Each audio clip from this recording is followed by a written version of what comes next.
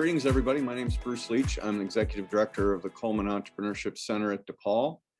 I'd like to thank all of you for being here virtually this year for our fifth annual Purpose Pitch. We appreciate everybody's support this past year. It's been kind of a difficult year for everybody, but hopefully with the vaccines and the good weather, there's hope in the air, and we'll be slowly working back towards whatever new normal looks like in the fall. Just a reminder, we are recording this event to be able to share in the future. So I wanted to let everybody know that. So on behalf of the Coleman Entrepreneurship Center and DePaul, we welcome you to our Purpose Pitch competition, where we celebrate the purpose-driven businesses of our students and our alumni. The Purpose Pitch highlights the purpose-driven mission of each new business, and the impact in the world they're making, along with a sustainable business model. We've narrowed down the applicants today to 4 final student teams and 4 final alumni teams who will be competing for $10,000 in award money this afternoon.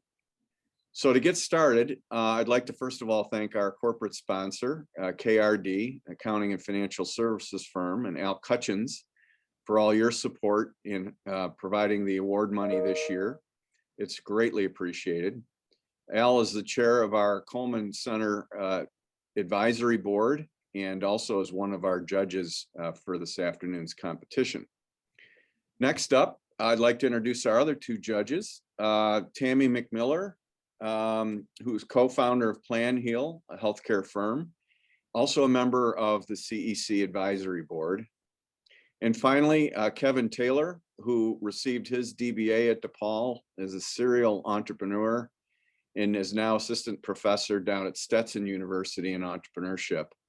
Also a former chair of our advisory board at, where are you, Kevin? Oh, there you are, wave.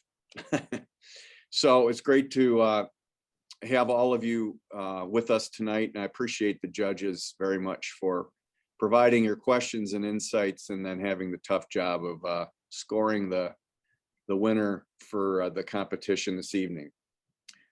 Next, I'm going to introduce probably the most important person on our team this year, Emily Doyle, our program manager at the Coleman Center, who's worked tirelessly on the Purpose Pitch again this year. We couldn't have done this without her. So she'll be guiding us through the rest of the program today. And I would like to welcome Emily and thank her very much for a great job. Thanks, Bruce. That was nice. I appreciate that. Try to be nice once in a while. Yeah. Well, like Bruce said, thank you so much, everyone, for being here for our 5th annual Purpose Pitch competition. We had a large pool of very talented applications this year, and we selected these final 8 teams to pitch tonight. We're very proud of these teams. They worked really hard these past few weeks preparing for this afternoon's pitch. So I'm thrilled to hear them present. Each team will have 3 minutes to pitch their business idea, and then they will have 5 minutes of questions with our judges. Unfortunately, this is a webinar, so we won't be able to take questions from attendees during this webinar. However, I would really encourage everyone to utilize the chat button. You know, typically we'd be together at 1871. So in lieu of a fun networking session, we're going to go ahead, use that chat to connect with one another, to leave feedback or ideas for presenters. This way, if presenters have time afterwards, they can go back through and message people directly or connect in that way. So please feel free to put anything in the chat you'd like to share. And I think that's everything. So I am going to go ahead and get started. I'm going to present each finalist. I'm going to ask everyone of our panelists to turn their cameras off except for the presenter. So our first presenter this afternoon is Christopher Williams. He's going to be telling us about his business called Black Saturday School.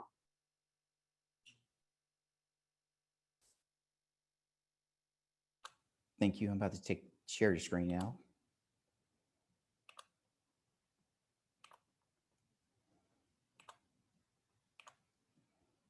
Okay. All right. Is it good to go? Okay. For far too long, Black children have been discounted, marginalized, and educated in a system that has challenged their values. Can you see the screen properly? Last summer, children were exposed to social unrest, more educational disparities, and emotional challenges. As a Black man and as a Black father, I felt obligated to address those challenges. Black Saturday School is that attempt.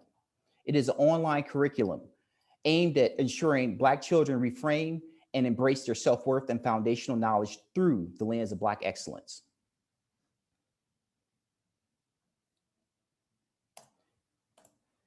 Our purpose is to promote Black excellence, the kind of excellence that begins with knowing who you are and is demonstrated by our courageous ancestors. Black Saturday School culturally enriched programming has been found to expose children to role models, increase self-awareness, and develop foundational technical skills. Parents spend already $5,000 yearly on academic enrichment. 8 million children are currently enrolled in some academic enrichment program, and its potential for 18 million more. Also, participation can lead to 17% annual academic gains. Benefits of Black Saturday School: accessible, affordably priced, easily customizable, and interest to the skills of the children, and encourage family engagement. Why us? Our content is specially curated and designed to expose Black children to their rich legacy in the arts, science, and politics. This improves their self-esteem and lays a strong foundation for a whole variety of careers. It's a subscription-based revenue model. We heard the cry for more support academically and emotionally. Black Saturday School is the solution. Thank you very much.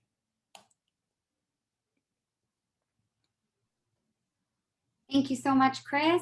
So now I'll ask that our judges, if you want to stop sharing, Chris. Yeah, there you go. Okay, there you go. And then I'll invite our judges to come on screen. And you'll have 5 minutes of questions with Chris. Okay, thank you. Thank you. How's your revenue model structured, Chris? Well, my revenue model is structured, it's a subscription-based model, and therefore I have a certain level of licenses that I can sell through the online learning platform that I have. And it's be monthly as well as annually subscription for initial. Approximately how much?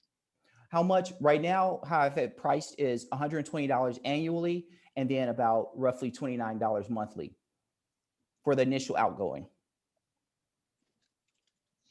Thank you. Thank you. Chris, hi, Yes, this ma'am. is Tammy. Hey, how I you doing? think that what you're doing makes a lot of sense. My only question for you is, what specifically will the children that parents allow them to become subscribers of your content, they're going to walk away more educated in what areas specifically? Well, first of all, thank you for that question. It's a variety of things. So how I've structured the courses is that they reflect majority of the Common Core standards, and it also incorporate project-based activities. So we're dealing with math, science, critical thinking skills, as well as anything related to STEM. So we can align that up with their respective interests. So those are components. In addition, there are other components as part of it. So tutoring is included, academic homework help, and also more structured and more robust project-based activities. And then lastly, some of the challenge with children of color is that a lot of them don't have the access to the technology, or in some cases even Wi-Fi in their areas are not aligned.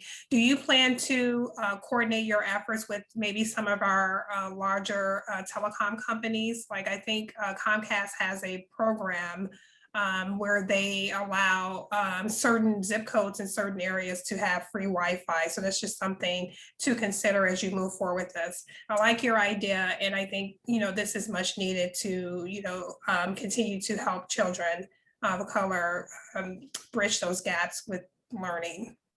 Thank you, and I definitely would explore that. Thank you. Hi, Chris. Yes. First, I want to say a really nice job on the animated slide deck. It was really beautiful. Thank you. I have a couple of questions for you. One is it going to be a B2C model where families pay for this, or is this something where you'll go through distribution channels like school districts, park districts, something like that? That's my first question. And then my second question is, what alternatives do the families and the students have for this type of enrichment? And how is your service better than those alternatives, or reaching a different target than those other alternatives? Okay, well, thank you very much for the question. The first part of your question is, it's actually two-pronged. The first one is that we will go directly to the parents and the students. The irony is that originally this was always built out as in doing it in the schools. But because of COVID-19, it was like, we have to rethink this. And therefore it turned into a hybrid model in which I would eventually launch, in which you have the online learning component as reinforcing what's being taught in some of the school districts. So that's more the sustainability model as children start returning, and then we get more access and programs are back in the schools. So that's part of it. The other part about where kind of makes us a difference is, the first thing is that there's not no curriculum that actually incorporates all the standards that are being taught in schools and looking at it through a lens of Black Americans. It's just not. And so that's one component. However, what I believe gives us a little bit more of a competitive advantage too is that it's the other benefits attached to it, or the other features attached to it. For example, there was a plethora of tutoring programs that, because of the pandemic. Well, we already include that in part of the actual, cost. You pay for this, you get tutoring. One of the things the studies show also is that, part of why virtual learning wasn't as effective was because there was not much engagement. And as a student, I get that. So we have homework help built in as well. And then also there's assessments that can better align with what they're wanting to do. A lot of these competitors out there focus on skills opposed to a more holistic approach. And that's what we believe is our competitive advantage. Chris, Al Cutchins, have you considered forming a parallel not-for-profit to raise money so that the families that can't afford the fees can be subsidized? Great question. Definitely forward thinking of that. And it's interesting. I did kind of think about that a little bit. And the tweak with that one is going to be focused more on diverse learners, because there's a reality that there's a lot of diverse learners, people who have, autism or attention deficit disorder, and they're kind of pushed to the side.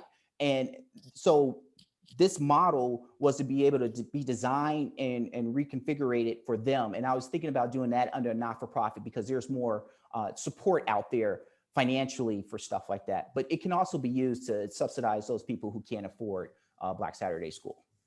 Thank you. No, thank you. Thank you, Chris. Thank you, judges, for those great questions. Great Thank you, job. everyone. Thank you very much. Okay. Our next student founder I'm going to introduce is Claoe Louis. He's going to speak to us about his business concept, Miranda. Thank you, Emily. We'll start sharing now.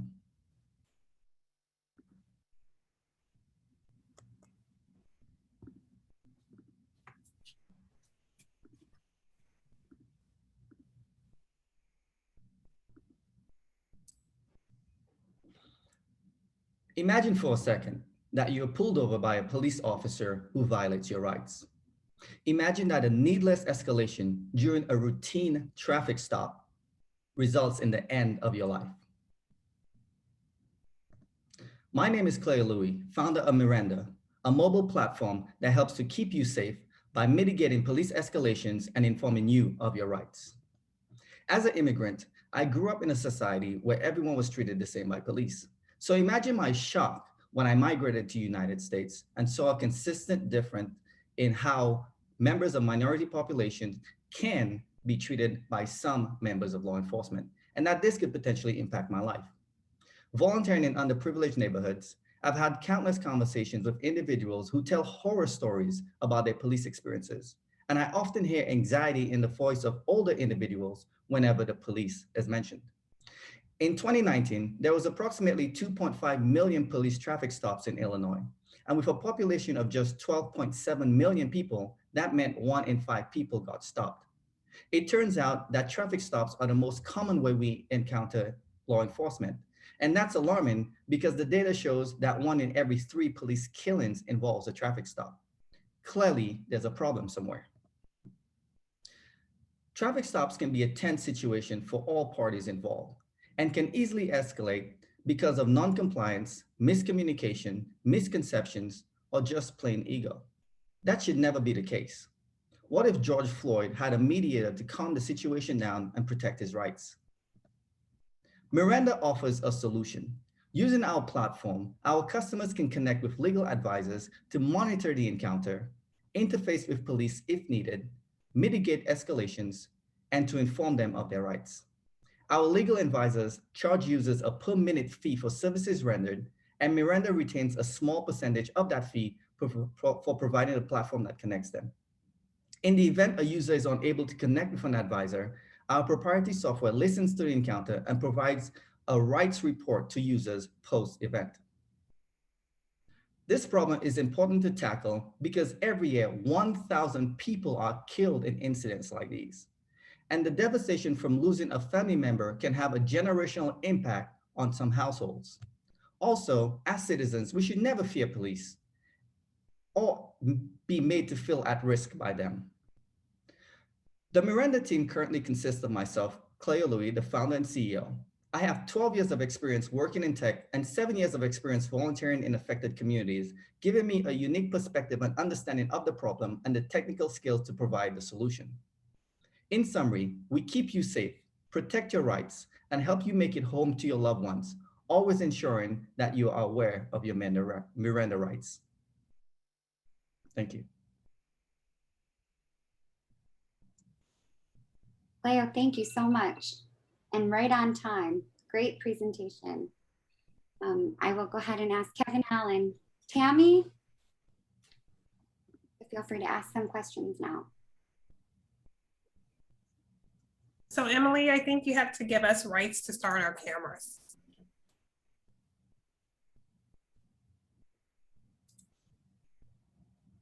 Great.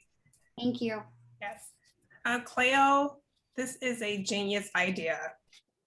Thank you for even thinking of this. And I think if it's released into market, it could help a lot of people and also help them to identify the legal resources that are needed to help them receive the wholeness that they deserve after having been mistreated in these types of scenarios.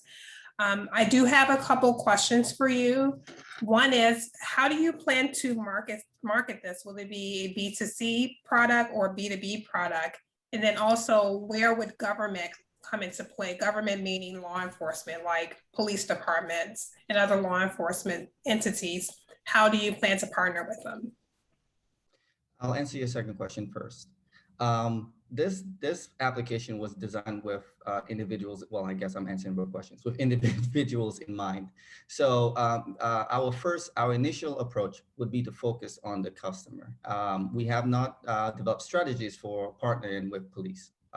So this would be a B2C, and it will be a platform that allows individuals, right, members of the legal community, legal advisors, and members of the public to be able to interact with each other and support each other and help create a better outcome in a lot of situations where it can be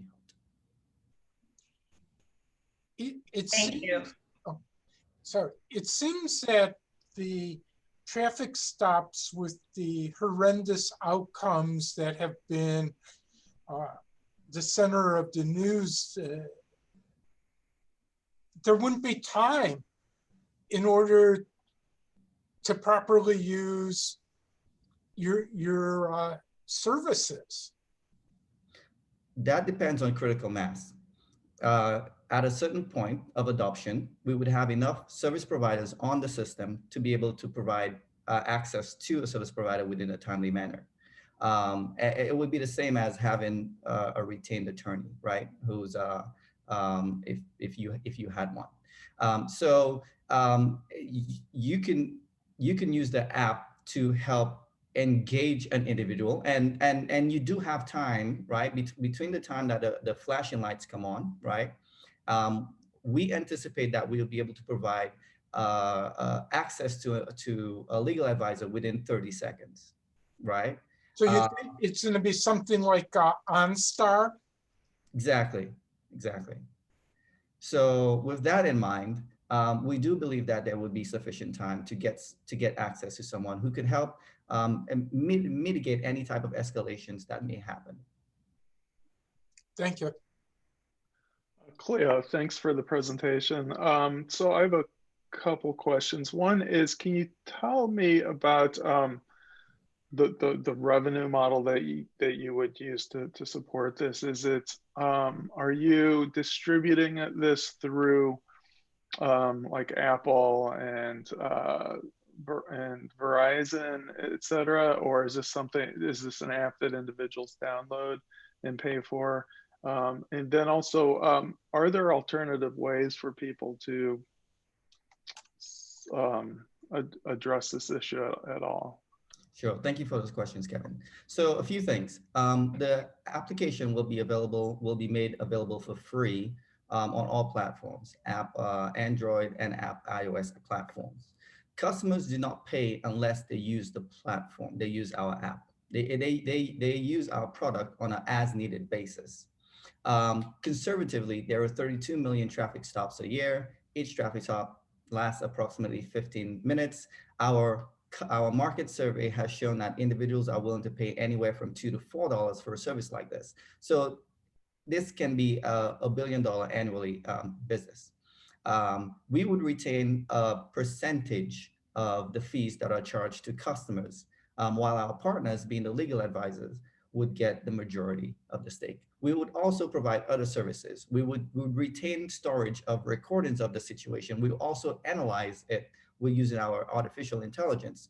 And if in the worst cases, if our customers happen to find themselves in a situation where their rights were violated and they needed access to that recording, we'd charge them a small fee to provide them with that recording, since we're storing it on our servers long-term for them.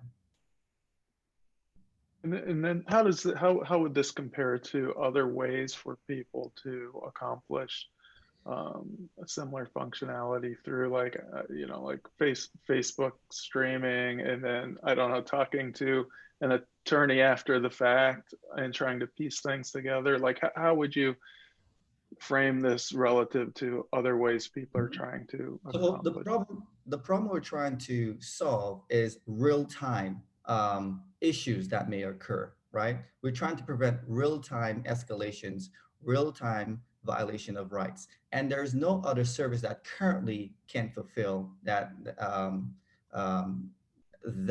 right? Facebook, Facebook streaming might broadcast you getting violated to the world. It does not necessarily stop it, right? And other business models that provide you with information about your legal rights ahead of time it won't be as useful as our application, because it assumes that everyone retains that information, right? Also, you might be in different jurisdictions. So this product gives you real-time access to someone who is knowledgeable about your legal rights, and also is trained working with law enforcement to help calm the situation down and basically be a proctor for the encounter. Okay, Claoe, thank you so much for that presentation. Thank you, judges, very much. Great job. We're going to move on to our next student presenter. This is a team. The company is called Reusable, and I'm going to invite Tegan Andrews to present their idea, and then Virginia Head will be joining her to answer questions after.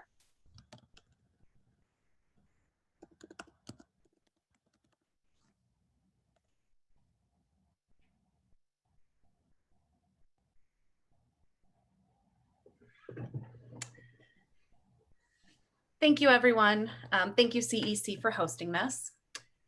11 million pounds of plastic waste are entering Lake Michigan each year. This plastic waste is threatening the 10 million people who rely on Lake Michigan for drinking water. Reusable helps Chicago restaurants and residents reduce disposable packaging waste by providing a reusable packaging option for takeout dining made entirely from locally sourced recycled plastic. COVID has made Chicago's plastic waste problem worse from the jump in demand for off-site dining options such as takeout and delivery, as you can see here. Since operating restrictions have been lifted, Chicago restaurants are reporting a 250 to 300% increase in takeout demand. This massive increase in off-premise dining is compounding an already dangerous issue. There is an estimated 14.5 million tons of plastic containers and packaging generated in the US annually, and restaurants account for 78% of all disposable packaging. Reusable is offering a reusable option to replace restaurants' current disposable packaging. The reusable solution creates a closed loop system that collects locally generated plastic waste and turns that waste into reusable food containers, thereby eliminating the use of disposable packaging. This closed loop system utilizes tracking mechanisms embedded in the containers to minimize inventory loss. It saves money for restaurants who are already in dire straits due to the pandemic, and it allows us to serve our community by creating local jobs. Currently, we are in conversation with restaurant business leaders in Andersonville to test out the operational model, and we're also working with MHub in the city to develop our prototype. Our mission is to reduce disposable packaging waste from takeout dining in Chicago.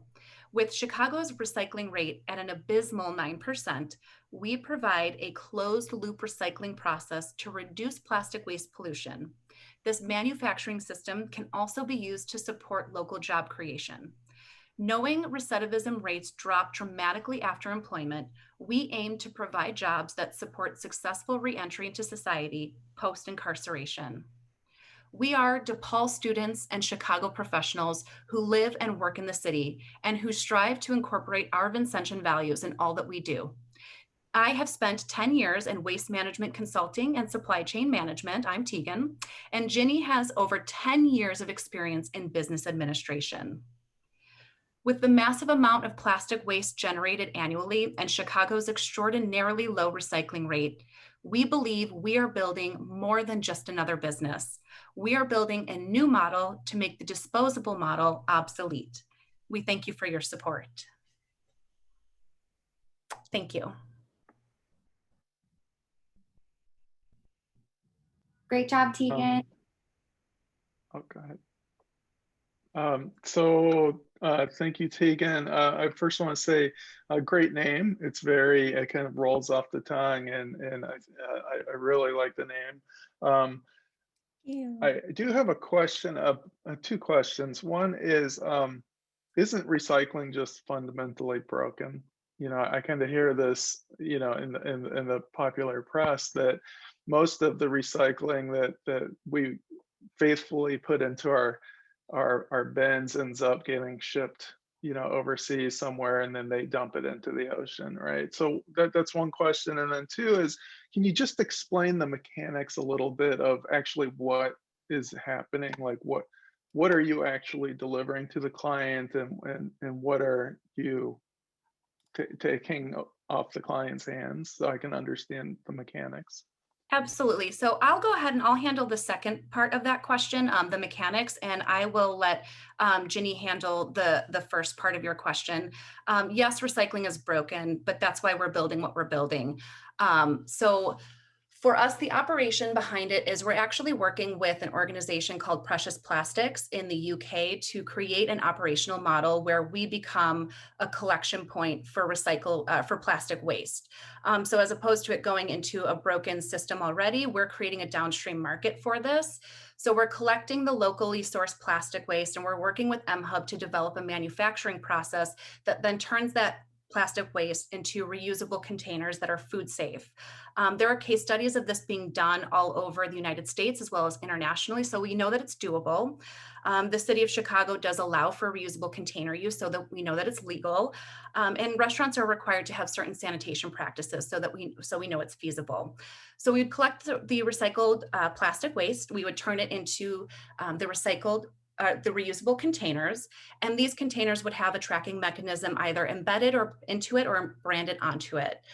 So our restaurants would purchase into the system, and I saw someone asked about the economics behind it. We can talk about that.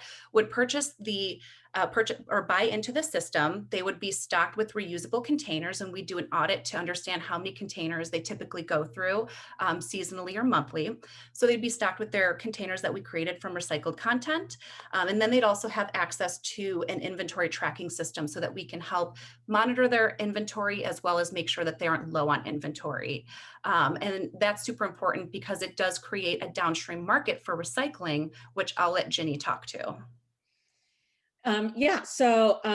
Recycling is not super functional. The national, as of 2018, the national recycling rate is 32%, and the city of Chicago has a recycling rate of 9%.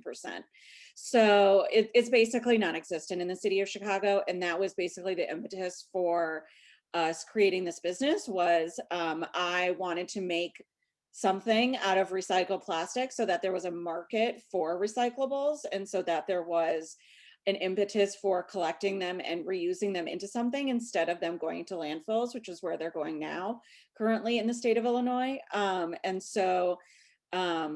When Tegan and I put these ideas together of a reusable takeout system, I said, hey, we can make that from recycled plastic.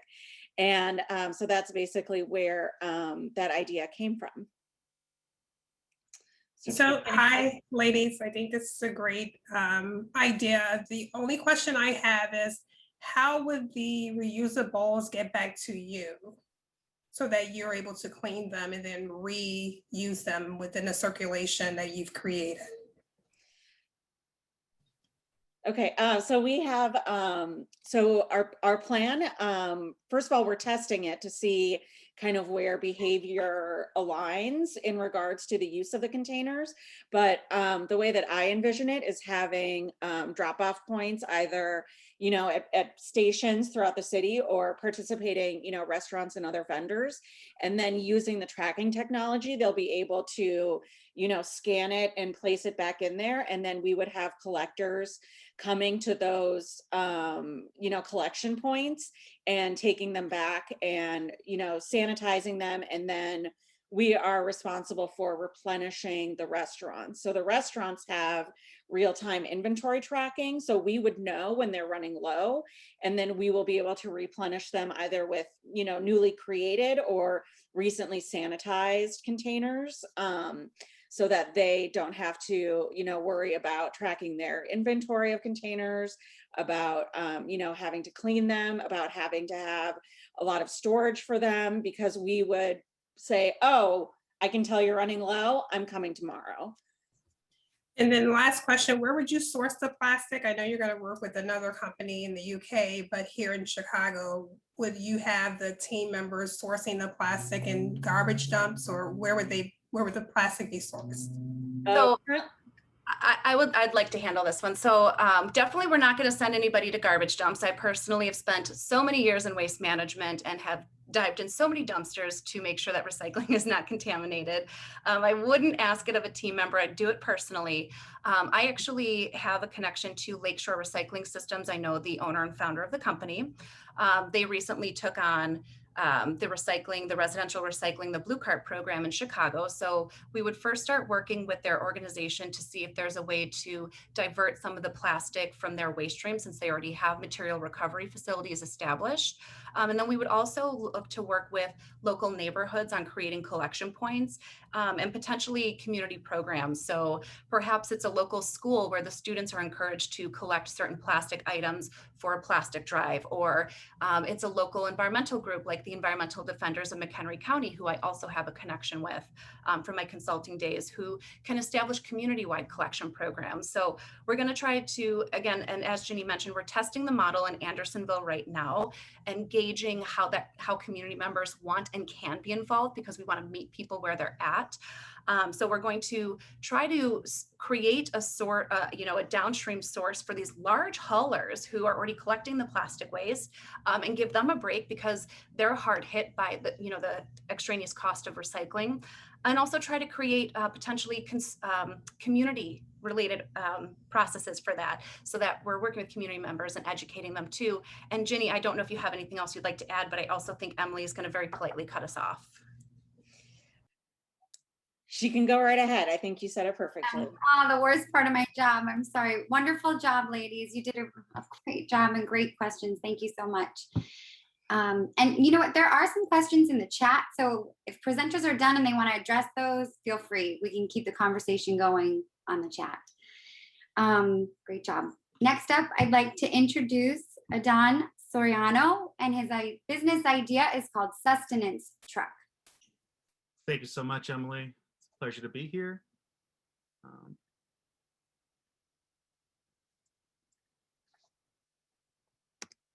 So, due to COVID-19, more families are hungry, and the hungry families are hungrier. 1 in 7 people in Cook County this year will experience food insecurity. That's 1 in 8 people nationwide. 1 in 6 children. 13 million children. How does this make sense? How does the 4th richest country by nominal GDP let 13 million children go hungry? What does this mean for our future? Well, experiencing food insecurity impairs child development, increases the risk of developing chronic diseases in the future, and already disproportionately affects our disadvantaged and underserved communities. This has to stop.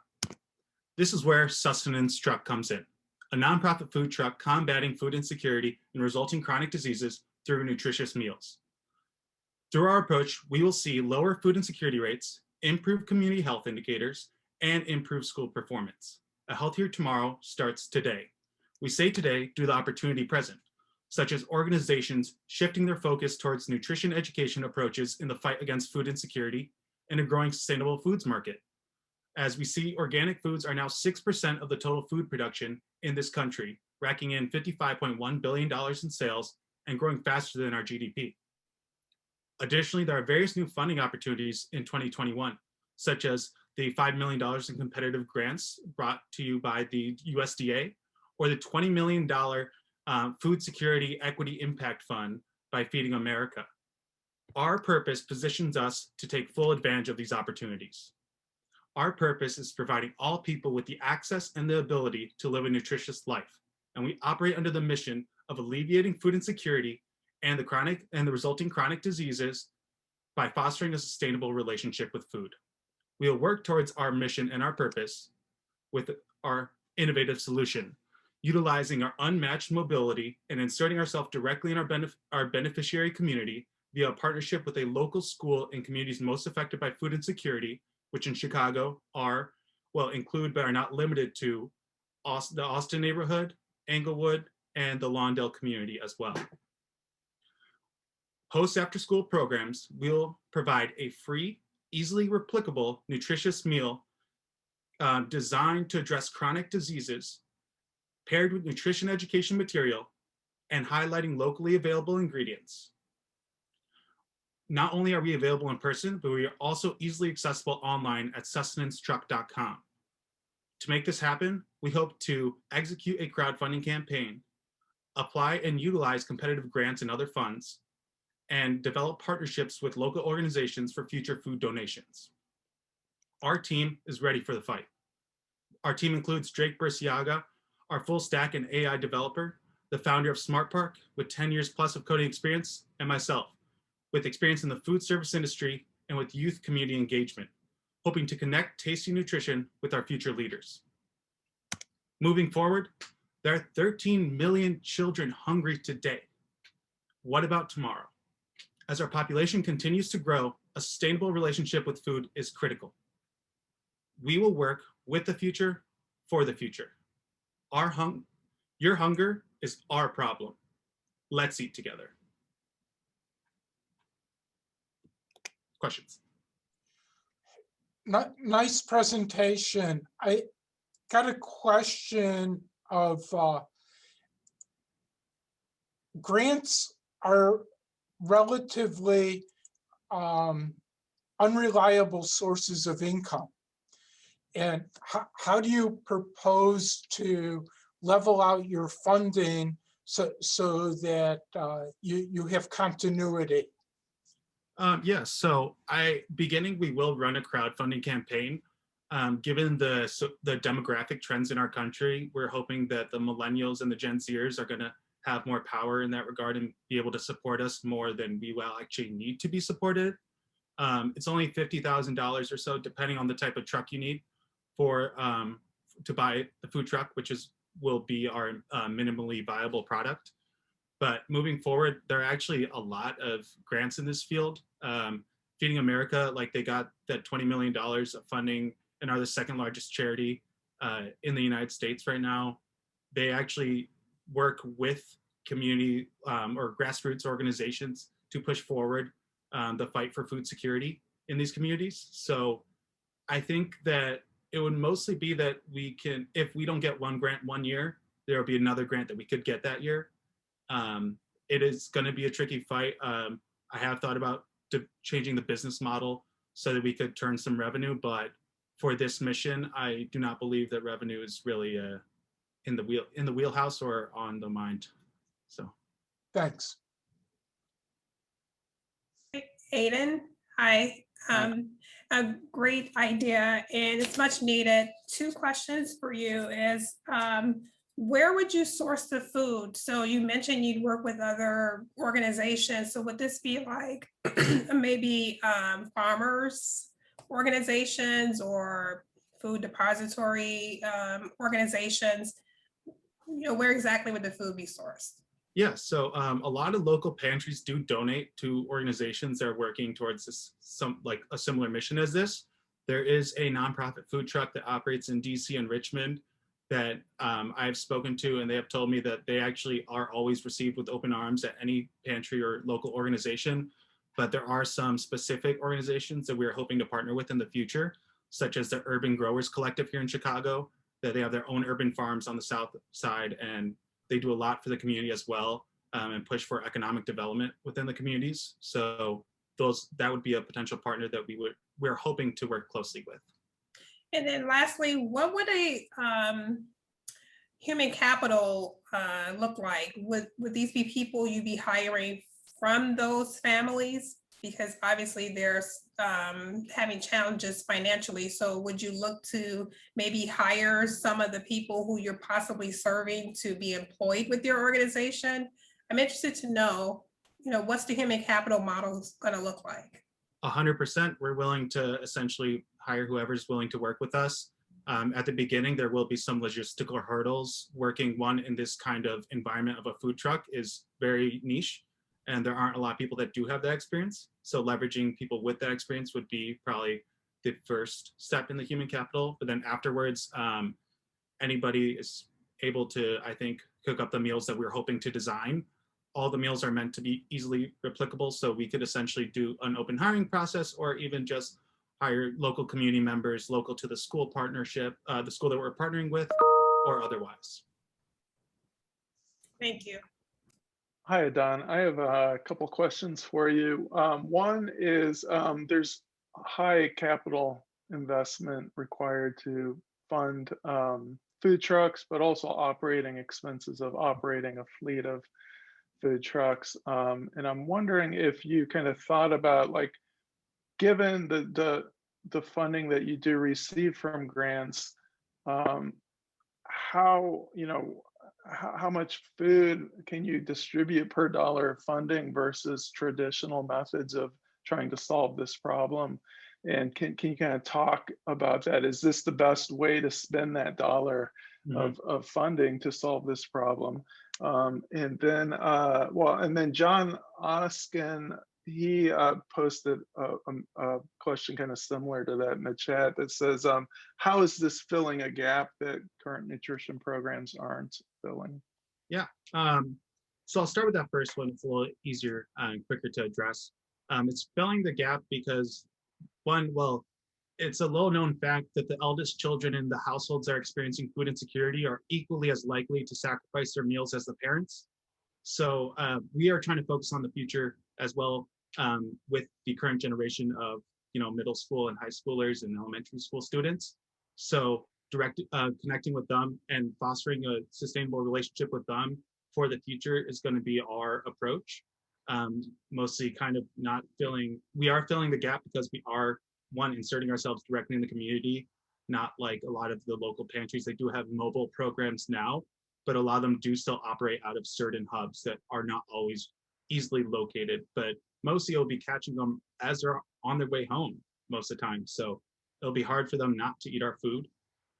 Additionally, the food that we will be making will most likely be vegetarian, just so it's open to more people.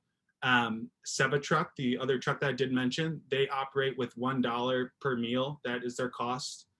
And I have thought about the logistical, well, the fixed costs might be a little bit high, but I think that with a proper model and some funding channels, such as I know large corporations are now paying attention to this issue, like for example, Walmart puts a lot of money into this, Jewel Osco and other local ones as well. But we're hoping that we can figure out a way to just minimize as many costs as we can, mostly by probably doing a lot of the work ourselves, aka me. So. Okay, thank you so much. That was a beautiful pitch deck. Great presentation. Thank you. Okay, so that wraps up all of our student founder presentations, and we're going to move to the portion of the event where we focus on our alumni finalists. So first up, we're going to be hearing from the company called Flamify, where Nathan Parkins is going to be presenting, and then his co-founder, Brandon Hallenbeek, is going to be helping with the question portion of the presentation. Okay, thank you.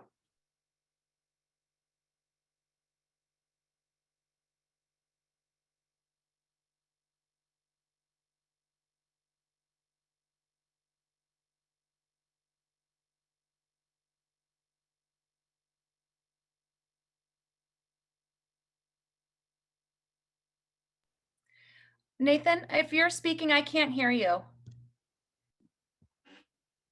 Can you hear me now? Yes. Okay, wonderful. All right. 63% of households make less than 100,000 per year and also have less than 100,000 in total net worth. That's 82 million households. Let that sink in for a moment. 82 million households. I'm Nathan Parkins, co-founder and CEO of Flamify, and we're lighting the fire people need to achieve their financial goals. You know, it's not on purpose that this is happening. I want you to imagine you just graduated from college, accepted your first job, and things are looking bright. However, rent, utilities, car payments, student loans, monthly subscriptions, and the occasional going out with friends ends up eating away your entire monthly income. So what do? Well, like millions of Americans, you start putting all your expenses on a credit card and figure you'll pay it off next month. So this is how the cycle begins. So what's a young college grad to do? Well, you could put your head in a box. You could find a financial advisor or a coach, but that takes time and money.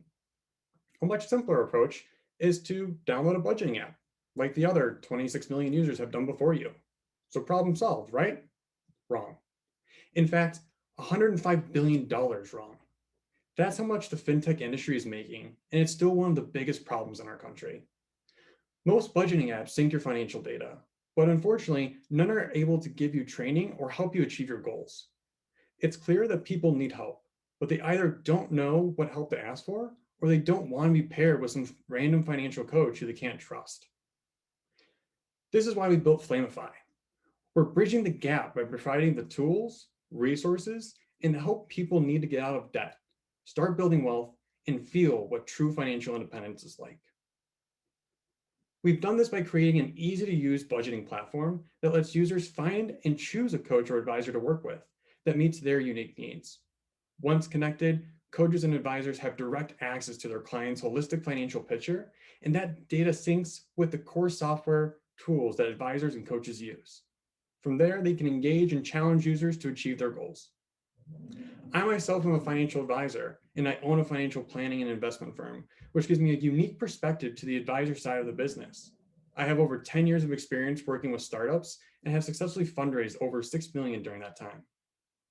I'm joined here with my tech co-founder and COO, Brandon Hallenbeek. As a tech product leader with over 20 years of experience, he's focused on creating a consumer-centric app that seamlessly integrates with the tools advisors and coaches use every day. We believe budgeting apps need to do more than just link accounts and transactions. With 82 million households needing more help now than ever, The time is now to ignite the flame and connect people to the help they really need.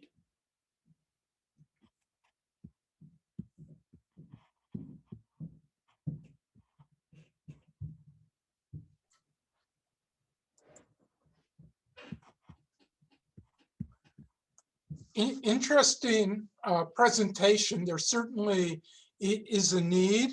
I also have an RIA firm, and you need to get a fair amount of assets under management in order to be financially successful. And if you're talking about most of your clientele being marginally successful, how do you make this profitable for both yourself and your advisor network? So if you think of the traditional financial advisor model, right? If you're using any financial planning software or portfolio accounting softwares, they charge you on basis points of assets under management, right? So we're kind of going with the subscription model for the advisor focused side of it, where we charge them a platform fee, normally a monthly subscription model, and then we charge them on a per user fee that they have like access to that client's data, right? So it's a lot more affordable than going with your traditional portfolio accounting software. And so for advisors that we talk to, we're traditionally a lot cheaper than some of the like the per account fees that you would get from those traditional financial planning and portfolio accounting software. Thanks.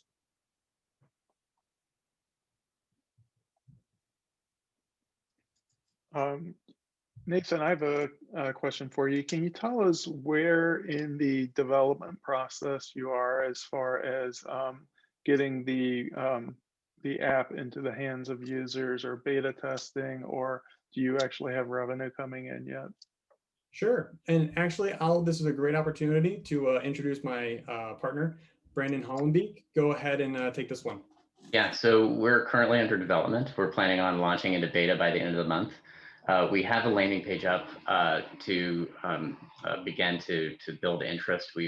In the first 24 hours, we actually had about 30 people sign up. 60% of those were coaches and advisors just from a couple of Facebook posts, not actually paying for marketing. The reason that I was drawn to this, Nathan and I have been friends for years and have been coworkers before that. But his involvement in these different groups validated the issue for me, where advisors tend to be taken care of with the larger net wealth individuals, but the consumers essentially are left to their own devices because advisors and coaches don't make any money off of that. And so what we're doing is there's obviously a need from the advisor and coach community to connect with something consumers use every day, but there's nothing that's available directly to consumers that also connect with the coach and advisor software. So to long answer to your question, we're starting with the beta of the consumer app first, making sure that people can feel comfortable signing in, creating their budget, adding their budget partners, setting goals, and then start to see what working with a coach might do to start pulling them into that funnel of, hey, if I'm working with somebody that can hold me accountable, how do I actually do this? Like, what does it mean to set a budget? What should I be setting? And how do I actually do that? And getting them into that pipeline where they can actually have an accountability partner to help them achieve their goals.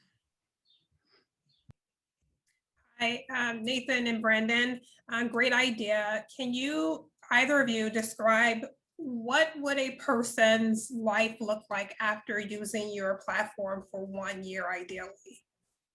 Sure. I mean, if you think of any person who goes through a traditional financial coaching process, right? So I do financial coaching with some of my clients as well as through my financial planning side, my business.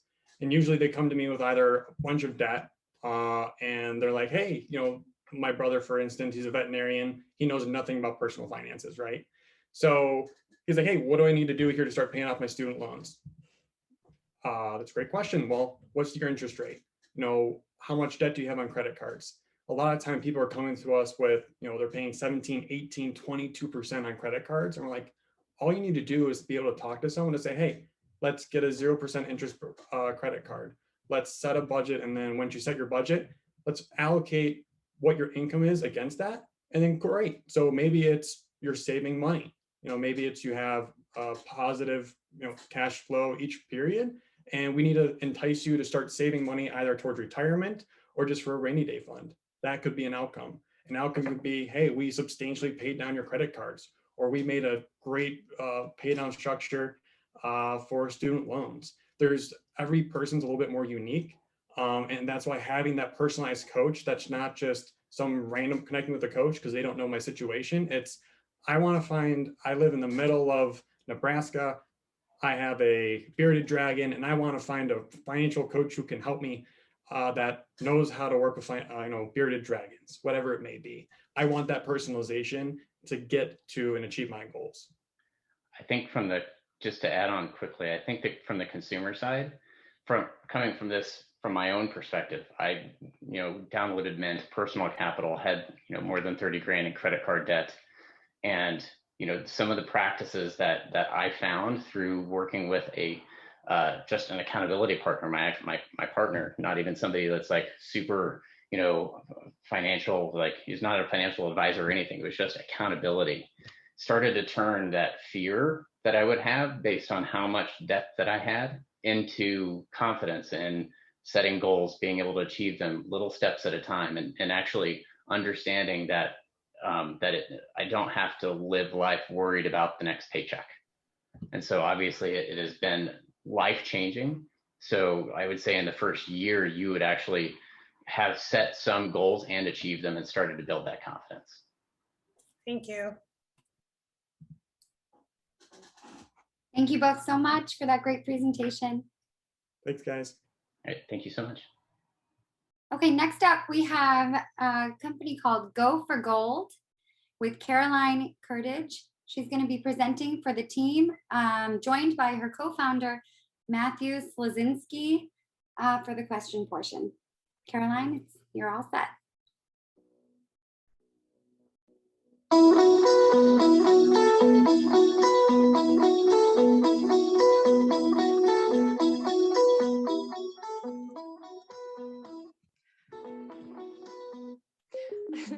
All right, some of you may have recognized the Chicago Bulls theme song. Out of nearly 500,000 student athletes, less than 2% will step foot onto the professional arena and be greeted with an introduction. When I crossed the finish line for the final time during my senior year as a Division I cross-country and track athlete at DePaul University, I couldn't help but wonder, is this it? While it was the end of my collegiate running career, it was far from the end of my involvement with student athletes in college sports. In a world where more than 98% of student athletes go professional in something other than their sport, there needs to be more tools to help student athletes train for their biggest competition yet, the workforce. Top companies recruit athletes. Why? They have the skill sets employers desperately seek in the workforce. Our goal is to provide the infrastructure and platform where skill development can happen in a more structured environment. Go for Gold bridges the gap between theory and practice with real-world application.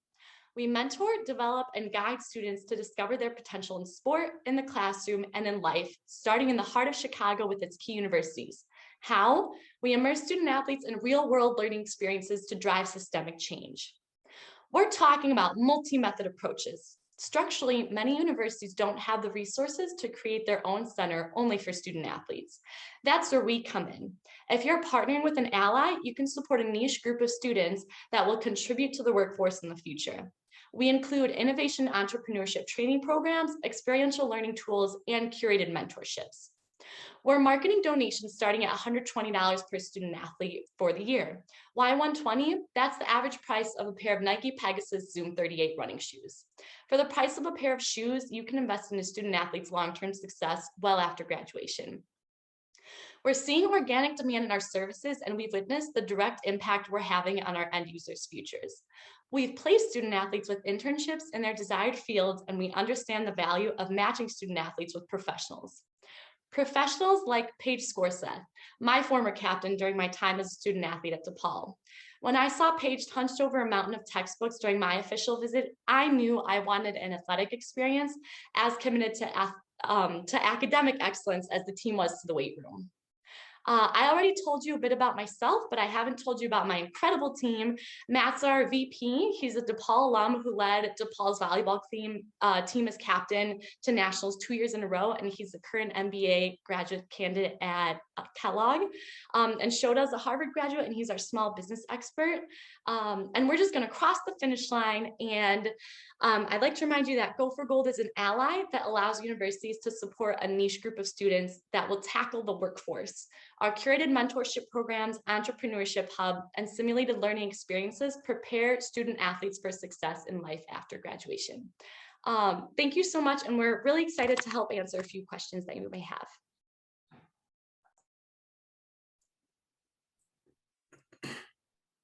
Hi, Caroline. Hi, I have one question for you. How does what you're doing compete with the career planning departments that's already at universities where alumni, alums are supposed to work with, ideally students in network? Absolutely. That's a great question. I think instead of looking at it as a competition, I think it is a collaborative effort. That's one of my favorite experiences that I had as a student athlete at DePaul as a junior, the mock interview night. And that's where a lot of these ideas came from. But I do feel like there are some gaps, and that's where this idea came in for Go for Gold, where as opposed to just focusing on career mentorship or simply focusing on struggling classes and gaining tutoring advantages, this is an all-encompassing approach where not only do we partner with mentors from a broad range of sports and professional backgrounds, but there's also the opportunity to develop the student athlete very holistically. Thank you. What is your revenue stream going to be from? Matt, would you mind sharing? Yeah, absolutely. It's a great question, Al. So our main focus is going to be kind of partnering with universities to kind of offset our costs. Currently, since we're in the development phase, a lot of our time has been spent working from our computers as well as working simply from our online platform and helping students. So a lot of the testimonials you saw was our own physical help coming into this. That being said, since we're planning to use certain things like caps and simulations, that cost is going to be, kind of around about $50 to $80 a student, depending on how many we're able to get as we kind of grow and scale our business. So when Caroline was talking earlier about the $120 Pegasus Nike shoes, we got kind of to that number as we were trying to create the simulations as well as different programs. Through our development team, the cost around that is going to be around $120 a student. So our revenue stream is kind of centered around working with universities in that retrospect. As you kind of mentioned earlier, government grants we have learned are quite unreliable sense of revenue stream on a yearly basis. So that's kind of why we want to focus in that area.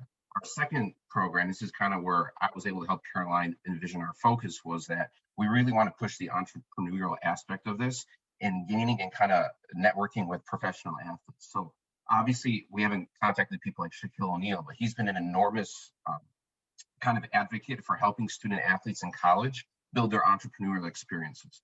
So we kind of want to get professional athletes and different type of administrators on that retrospect to kind of help us with our nonprofit. Do you think that you'll be an added attraction for students to enroll in particular universities where your services are offered?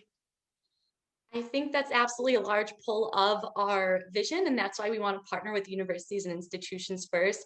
We do think that nowadays student athletes are becoming more mindful about graduating and what their futures will look like after graduation, especially when majority of student athletes do pursue professional careers outside of sports. So I think that will be a major selling point for your universities as well, and different athletics programs, that they're not only caring about recruiting the student athlete because of their athletic endeavors, but also the fact that they really care about developing them as holistic individuals that hopefully can bring great success to the university outside of just athletics. Thank you both. Thank you. Caroline, can you tell me a little bit about the progress you've made as far as actually rolling out programs to athletes, what kind of feedback you've received, and then what is your overall, I guess, go-to-market plan to continue to roll this out? Yeah, absolutely. Great question. So as Matt mentioned, we are in the development phase, but we have so far, I've been very much reaching out to my former teammates on a volunteer basis and trying to help them where I can.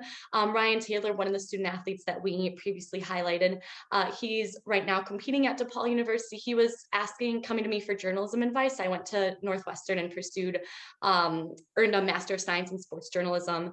And he saw this piece that I'd published in NBC Sports and he goes, how do I do what you do? It was a really neat mentorship experience. And that's kind of where these ideas and thoughts came from, where we could be helping so many more student athletes. And if we keep on building this mentorship program of not just myself and Matt, but all these incredible former student athletes that are incredibly successful in the workforce, we just imagine the large scope impact that this could have. The go-to-market plan would be, as Matt mentioned, we're using a few different simulations. Capsum Management Simulations helps as a simulation-based learning company in Chicago that engages and immersives students in micro simulation experiences. So it provides student athletes with these very hands-on learning experiences that can expose them to the potential field that they'll be in the future. We're also very passionate about financial literacy and bridging that gap that may not exist for example, student athletes that aren't finance or accounting majors. So we really care about investing in these student athletes holistically. So those are our top two focuses right now, incorporating those simulations and those technologies into our program to really enrich the student athlete experience, and also developing content, 8 to 10 week long training programs that'll fit in with the institution's schedules to train these student athletes with like discussions and lectures and these different simulation types.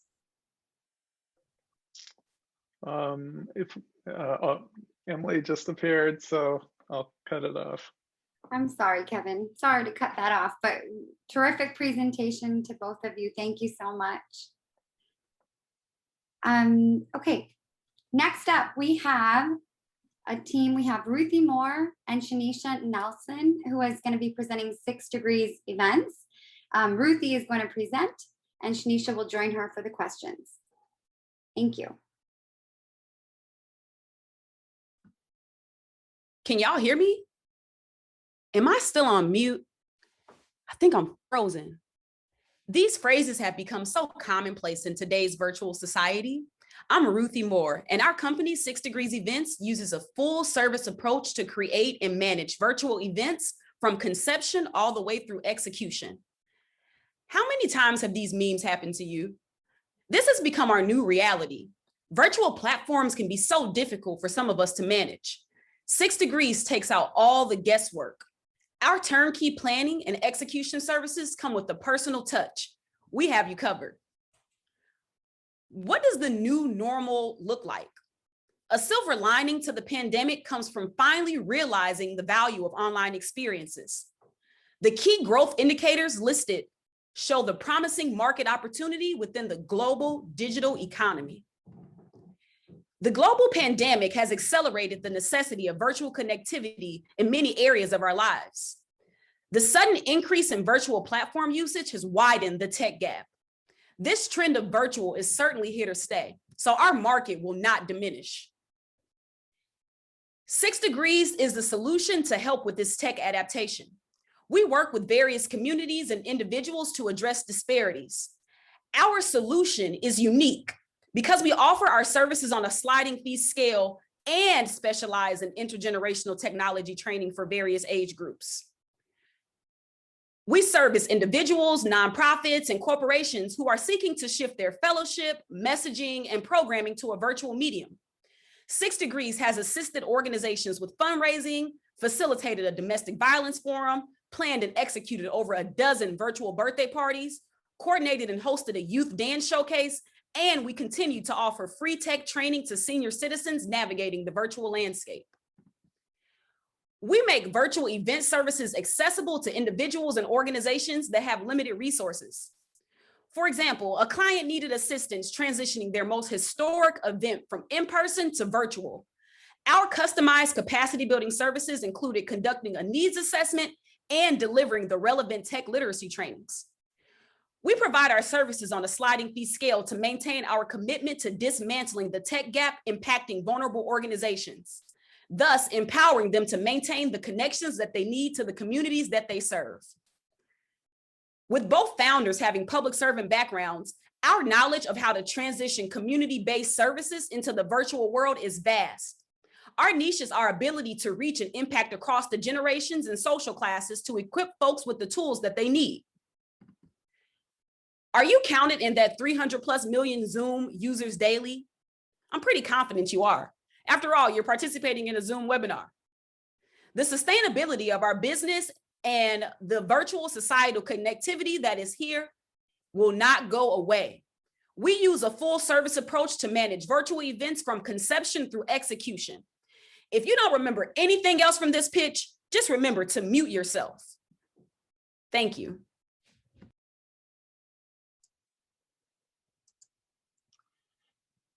Nice presentation. Can you talk about your revenue model a little bit?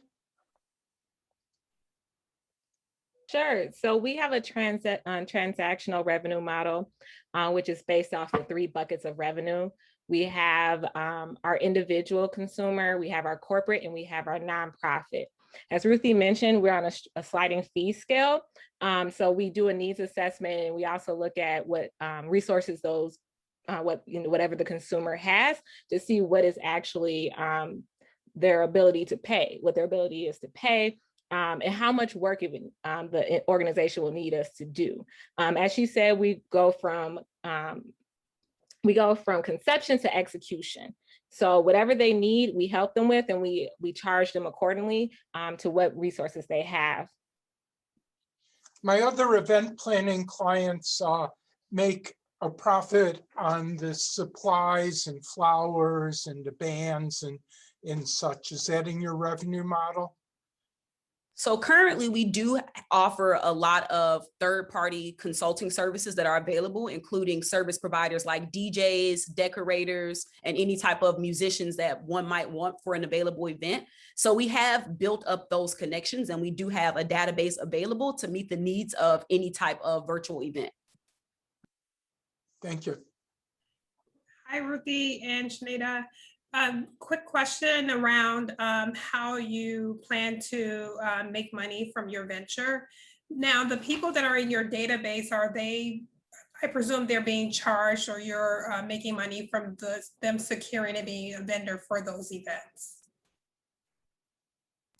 Yes, so we generally charge our clients a flat fee, and within that flat fee will include any additional third-party services that the client wants. So we act as a one-stop shop for them. So we have separate contracts with our third-party vendors. So just because of the exposure, imagine your organization growing. So to be a vendor within your list, that's an advantage for them, because a lot of DJs are like solo owned companies and other, etc. So you could actually charge them for being part of your platform, which is another revenue stream for you. Thank you so very much. A great idea. Ruthie, I have a couple of questions for you. First, you really got me at the very beginning, because I was like, oh no, I can hear you, I can hear you. So good job on that.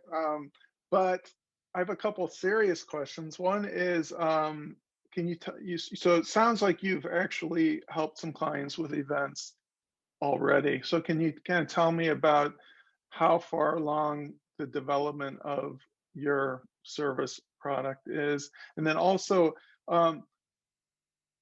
events are like, almost every company now has to be an event planner, right? And so, but that also leads to a lot of competition in this space of event planning, event planners, event planning platforms, et cetera. And can you tell us a little bit more about how you intend to set yourself apart or focus on a particular demographic more effectively than the competitors? I can answer that question, and Ruthie, if you want to chime in. So the thing that makes us unique is that we have an intergenerational skill set that we use, which gives us an advantage to be able to tap into various markets.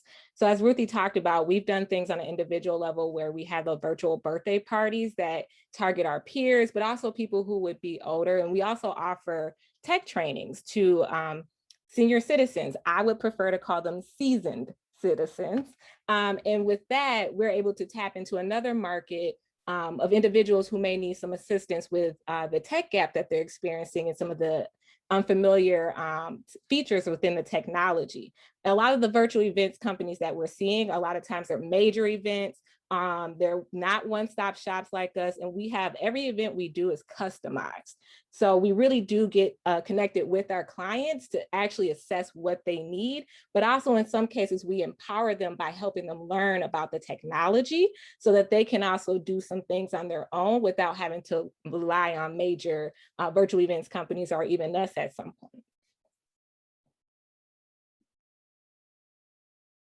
And just to add to that, generally, when we seek out corporate clients, it's really to enhance their virtual telework environments. And so we might come in and conduct and facilitate their meetings for them. That's one service that we provide. We might come in and do a happy hour for the coworkers. When we think of the individual that we target, is based on someone with limited tech knowledge who wants to bolster their tech ability.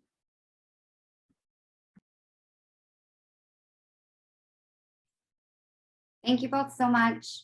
Ruthie, I do love that opening. I was Thank wondering how many people might fall for that like I did every time you pitched it. So great job. Okay, our last presenter of the evening is for a company called Tutors Loop. We have Saida Ahmed and her sister Direction. Saida is going to be presenting and they'll both be answering questions.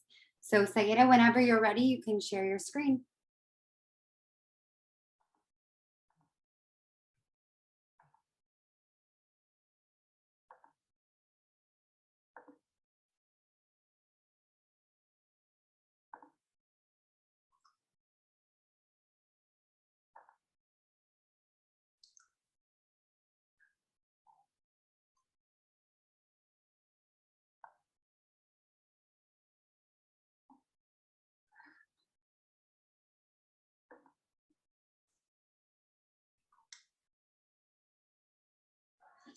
Did you know that there are almost more than 1.2 million high school dropouts in the US every year? That is one student every 26 seconds.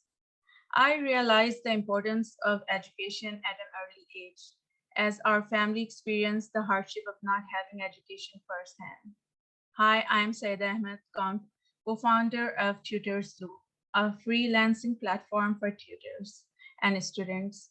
Back home in Pakistan, belonging to a very conservative family, my mother never had an opportunity to attend any school. Sudden death of my father left her almost unable to navigate into society.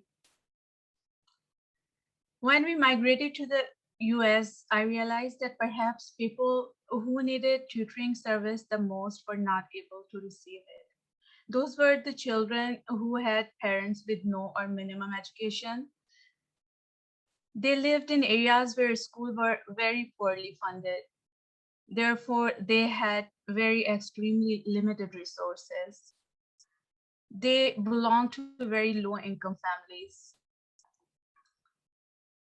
Growing up in Pakistan, getting private tutoring was very much affordable due to a culture of peer tutoring. Young college and university students used to tutor middle and high school kids.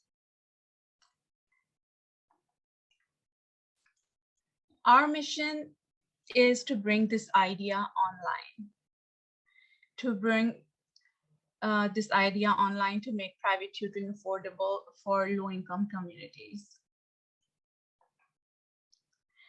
Our business model is fairly different than tutoring center. And so far, this is our sales and revenue model. We will be charging a processing fee for each session. And also we will be offering multiple subscription tiers. Lack of education is directly linked with poverty, and poverty is directly linked with crime and social injustice. We believe that receiving and transfer of knowledge should be valued and encouraged, and therefore accessible for those who value it, regardless of their social economic background. Tutors Loop is a step forward in that direction. Thank you. This is our team so far. We are the Ahmeds, my sister, Darsha Ahmed, my brother, Farooq Ahmed, and me, Syed Ahmed. We three of us are in IT. Me and my sister, we both are software developers, and my brother has 15 years experience in information technology. Thank you for your time.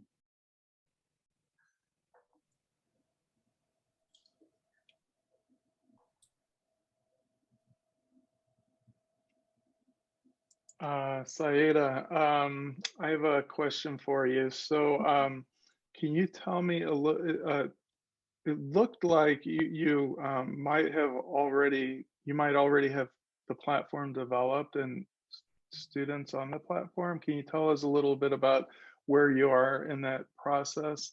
And also, yeah, go ahead.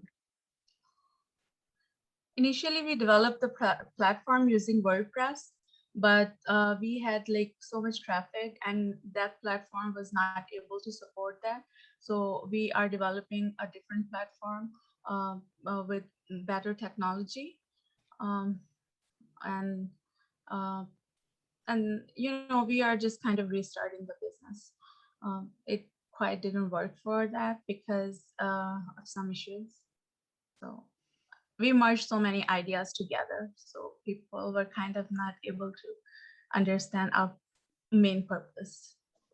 Okay, thank you.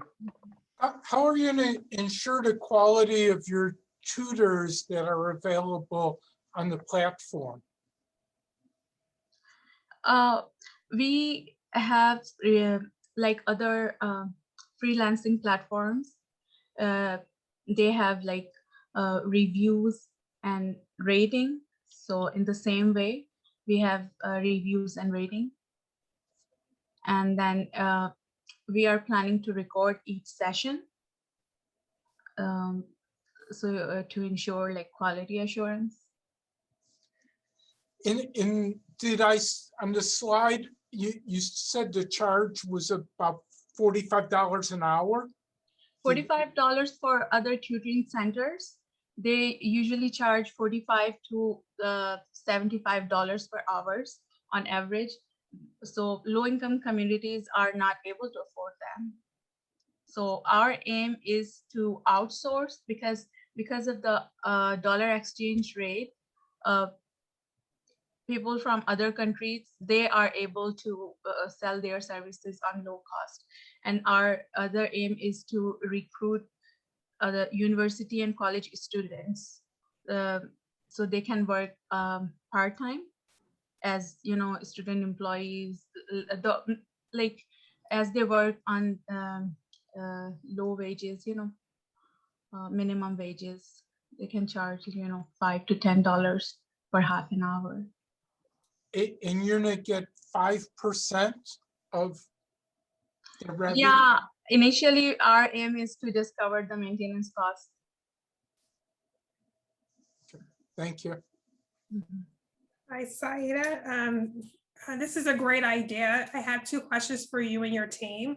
The first is, are you planning to roll out with specific subjects first, like maybe math or STEM-based, I guess I should say, versus others? Yes. And then Yes. second of all, the grade levels. What's going to be your original target for bringing certain grade levels to your platform?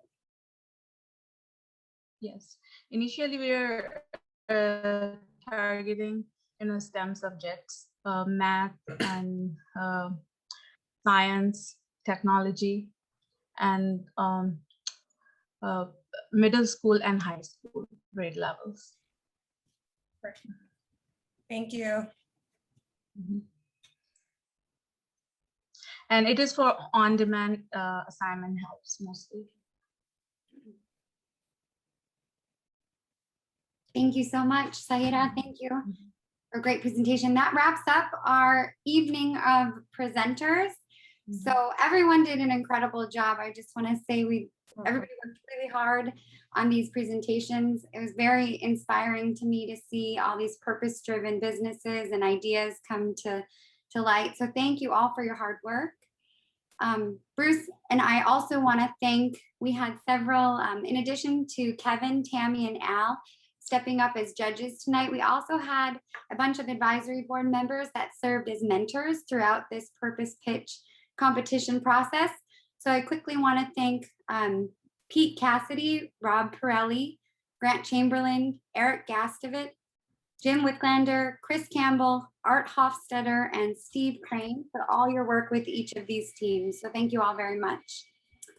And I will turn it over to Bruce while the judges and Aparna work on tallying the final votes.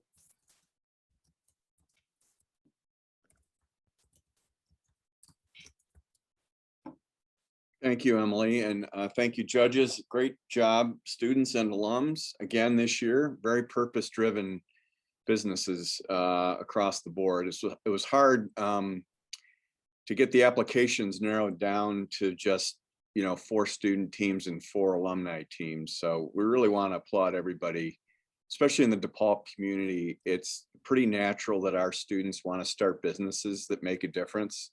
And it's something that we continue to just be amazed at every year. This is nothing that we force upon anybody. So the fact that you all want to, do good in this world and hopefully make a few dollars at the same time, it just really does all of our hearts well in leading this effort. Emily told me this is the time where I get to tap dance to buy myself time for the scores to be added up.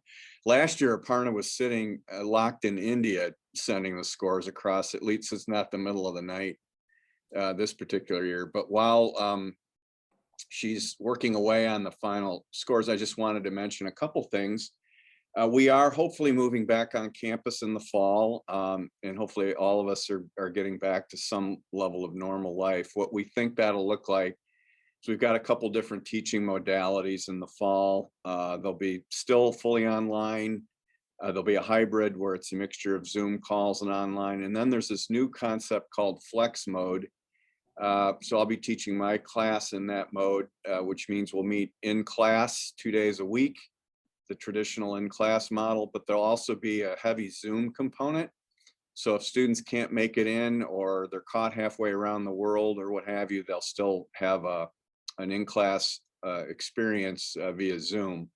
So it's going to be an interesting model, but we're going to do our best. I know Kevin's been teaching that way down in Florida this last quarter and gave us some tremendous insights about how that's going to go. I think the important thing is we just would like to all be back together safely and get back into a more traditional engaged student experience. So we're looking for that as well.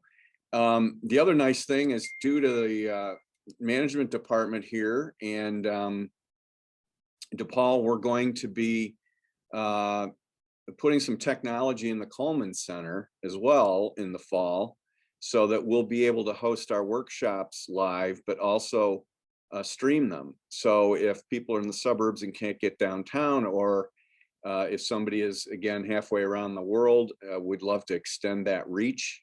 And then, of course, record the events as well. So we'll have some Zoom screens, we'll have some cameras, and be really excited to turn the center into a kind of a multimedia show, so we can leverage really the best of both worlds, the in-person experience as well as streaming it online. Hopefully this event will be back at 1871 next year, and Emily can start buying food and drink for everybody. The networking component, which is one of the best parts of this evening, unfortunately is almost impossible to replicate via Zoom, but hopefully we'll be back together. One last thing we've got as we're wrapping up our school year, we do have one program that's still in progress. It's our internship program. Phenomenally successful. We took a lot of the money that Emily would have spent on parties and put it into student-focused events, and the internship program's been at the top of our list. We funded about 30 students this past year, and we're hoping to fund somewhere around 10 to 15 students again this summer. We pay the students a $2,000 stipend to go work for an entrepreneurial venture, give them the experience of working in a small business. We for the $2,000 stipend, it's about 125 hours of service. So if you're a student and you're interested, our applications are still open till next week. So just shoot us an email at cec.depaul.edu and we'll get you the application. If you happen to be an entrepreneurial venture and would like a rockstar student intern, you can also shoot us an email and we'll get you the application as well. If you happen to have a few extra dollars and would like to make a donation to the center, it helps us fund more students, even though that's not a requirement. We do have many of our board members funding this program and helping entrepreneurs that don't have the money to afford an intern, that we pay them, because I personally don't believe in unpaid internships. The students are phenomenal. They should be getting compensated for their work. And so we take that argument off the table and compensate them accordingly. I would like to thank the judges, especially again this evening, for a great job. And I am ready to announce the winners, I believe. Yes, I've got the students. The alums are having a problem with, so Parna, you may have to just announce those. So on the student side, fourth place, checking in with winning $500 is Aiden with Sustenance Truck. So congratulations. In third place, Reusable, Tegan in Virginia. Congratulations. That's $1,000 coming your way. In second place, of course, as soon as I announce this, first place will know. I guess it's one of those contests where if the person in first place can't fulfill their honor in the next year, then second place takes over. Second place is Christopher with Black Saturday School. So Claoe, you walk away with $2,000. Oh, I'm sorry, Christopher, you get 1,500. So congratulations, Claoe. Great job, man. I'm gonna let you open up your mic, and if you can quickly give us your remarks for winning this thing, that would be great. Yes, it's definitely unexpected. The challenge was, I mean, the challenges were great. I thought every presentation on here was amazing. So I'm very surprised. Thank you thank you to the judges. It is a very important problem. It's one that there's no solution for right now. Hopefully this could be a start of not just this business trying to solve this problem, but maybe other businesses forming interest in trying to solve this problem in society, because it's very important. But again, the challenges, you guys were amazing. I was rooting for all of you. So I am very surprised. And this was an amazing competition. Thank you. Well, congratulations. Very well deserved. You had more energy tonight than I've ever seen out of you. Would you have some extra shot of coffee or something? I had a few, actually. Yeah, well, that's what happens when you start talking about your passion, right? It's easy to get the energy level flowing. So great job.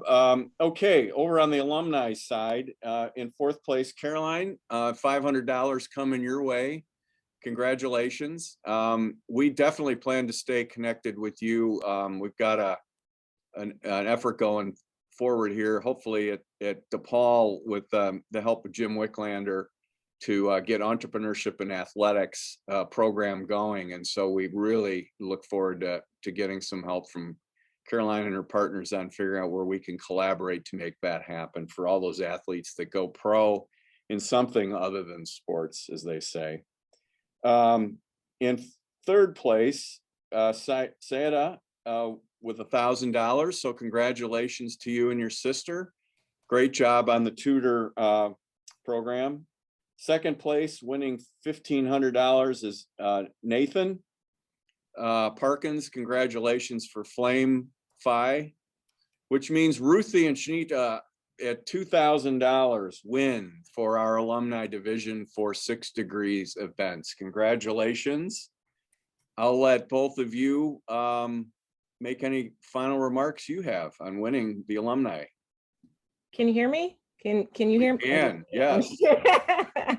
Thank you all for everything. It's been a great experience. We want to thank our mentor, Pete, Emily, Bruce, Annabella, all the judges, and all of the attendees this evening. it was a great experience for us, and we learned and developed as entrepreneurs. So we want to thank our friends and family that are also in this event as well, that came to support us. And we're looking forward to sharing as we continue to build and develop our business. Go Blue Demons. Yeah. Very good. Well, congratulations to everybody again. I do want to thank, we did forget thanking Annabella Rojas. I don't think she's on the call tonight, but Annabella used to be a student assistant here. She's a double demon. She's working for 500 startups down in Miami and hears like 100 pitches a week.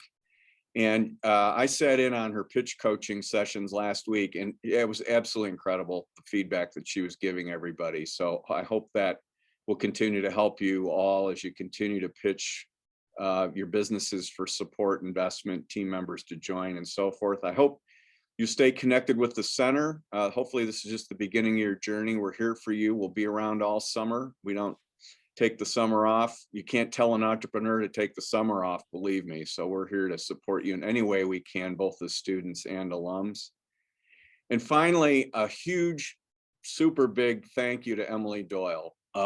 She just did a great job tonight pulling all this together. She glued her hair back in this afternoon after she was pulling it out. But after we got through that, would you like to say the final word? And then I'll say goodnight to everybody. Oh, sure. Just want to say congratulations to everybody again. Phenomenal job. Thank you for all of our attendees for joining us tonight. It's always an inspiring night to hear these great ideas and the hard work that goes into each of them. So thank you all, and we look forward to seeing you at our next CEC event. In person, we hope. Hopefully in person. Yeah. All right, everybody, have a great night. Go enjoy the warm weather, and we'll see you next time. Thank you, everyone.